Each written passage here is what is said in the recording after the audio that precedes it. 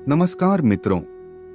पुण्य तो हम सभी लोग करते हैं, लेकिन आपको पता है कि सबसे बड़े 5 महापुण्य कौन से हैं? अगर आप इन महापुण्यों को अपने जीवन में उतार लेते हैं तो आप भगवान के बहुत ही लाडले और प्रिय व्यक्ति बन जाओगे। लेकिन हम इन 5 महापुण्यों के बारे में जाने उससे पहले हम आपको एक छोटी सी कहानी सुनाते हैं जो आपको महापुण्यों के बारे में बहुत ही अच्छी जानकारी देगी। धर्मानंद नाम का एक राजा था जो बड़ा ही प्रजापालक था। वह हमेशा लोगों के हित के बारे में सोचता था और कार्य करता था।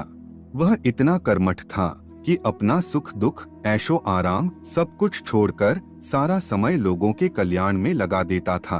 और वह जन कल्याण के कार्यों में इतना व्यस्त था कि भगवान की भक्ति और पूजा पाठ के लिए भी समय नहीं निकाल पाता था।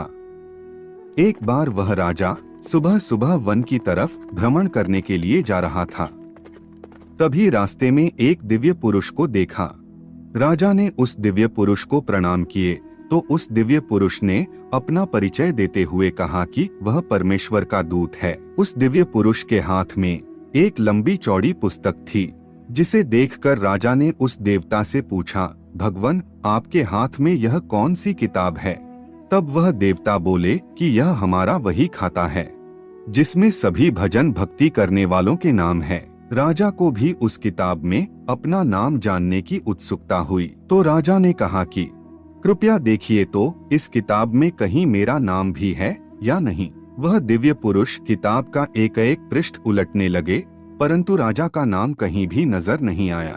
राजा ने देवता को चिंतित देखकर कहा, महाराज, आप चिंतित ना हो, आपके ढूंढने में कोई भी कमी नहीं है। वास्तव में ये मेरा दुर्भाग्य है कि मैं भजन कीर्तन के लिए समय नहीं निकाल पाता और इसीलिए मेरा नाम यहाँ नहीं है।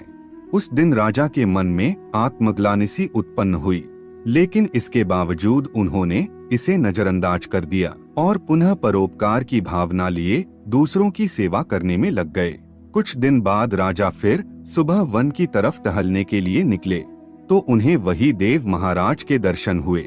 इस बार भी उनके हाथ में एक पुस्तक थी।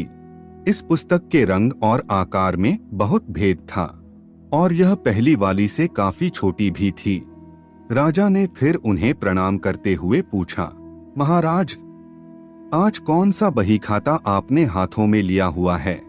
देवता ने कहा, हे राजन, आज के बही खाते में उन लोगों का नाम लिखा है जो ईश्वर को सबसे अधिक प्रिय हैं। राजा ने कहा, कितने भाग्यशाली होंगे वे लोग, निश्चित ही वे दिन रात भगवत भजन में लीन रहते होंगे। क्या इस पुस्तक में कोई मेरे राज्य का भी नागरिक है? देव महाराज ने बही खाता खोला और ये क्या? पहले पन्ने पर पहला नाम राजा का ही था। राजा ने आश्चर्यचकित होकर पूछा, महाराज, मेरा नाम इसमें कैसे लिखा हुआ है? मैं तो मंदिर भी कभी कभार ही जाता हूँ। देवता ने कहा, हे राजन, इसमें आश्चर्य की क्या बात है? जो लोग निष्काम होकर संसार की सेवा करते हैं, जो लोग संसार के उपकार में अपना जीवन अर्पण करते हैं, जो लोग मुक्ति का लोभ भी त्याग कर प्रभु के निर्बल संतानों की सेवा सहायता में अपना योगदान देते हैं, उन त्यागी महापुरुषों का भजन स्वयं ईश्वर करता है। हे राजन, तू मत पछता कि तू पूजा पाठ नहीं करता, लोगों की सेवा कर, तू असल में भगवान की ही पूजा करता है। परोपकार और निःस्वार्थ लोक सेवा किसी भी उपासना से बढ़कर हैं।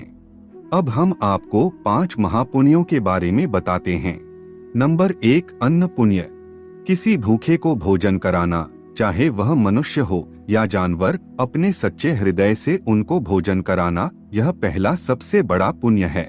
नंबर 2, शयन पुण्य। निराश्रित मनुष्य या जानवरों को आश्रय देना, यह दूसरा सबसे बड़ा पुण्य है। नंबर 3, वचन पुण्य। यदि आपके पास ना भोजन है और ना धन है किसी को दान करने के लिए, तो आप अपनी निर्दोष वाणी से व अपने मधुर शब्दों से अन्य के दुखों को सुख में परिवर्तित कर सकते हैं, अर्थात उन्हें सुख पहुंचा सकते हैं। नंबर 4, नमस्कार पुण्य। अपने से बड़ों व छोटों के प्रति नम्रता पूर्ण व्यवहार रखना, यह सबसे बड़ा पुण्य है। बड़े बुजुर्गों के चरण स्पर्श करने मात्र से ही आपके पाप पुण्य में बदल जाते हैं। नंबर 5, मन पुण्य। हृदय में सभी प्राणियों के प्रति सुख की भावना रखना और अहिंसा का पालन करना बड़ा पुण्य है। अर्थात पुण्य वह है जो आप अपने पवित्र हृदय, द्वेष मुक्त चित्त व मस्तिष्क के उच्च भाव व उच्च विचारों के साथ करते हैं। तो मित्रों, आज की यह प्रस्तुति आपको पसंद आई है तो प्रस्तुति को लाइक अवश्य ही करें।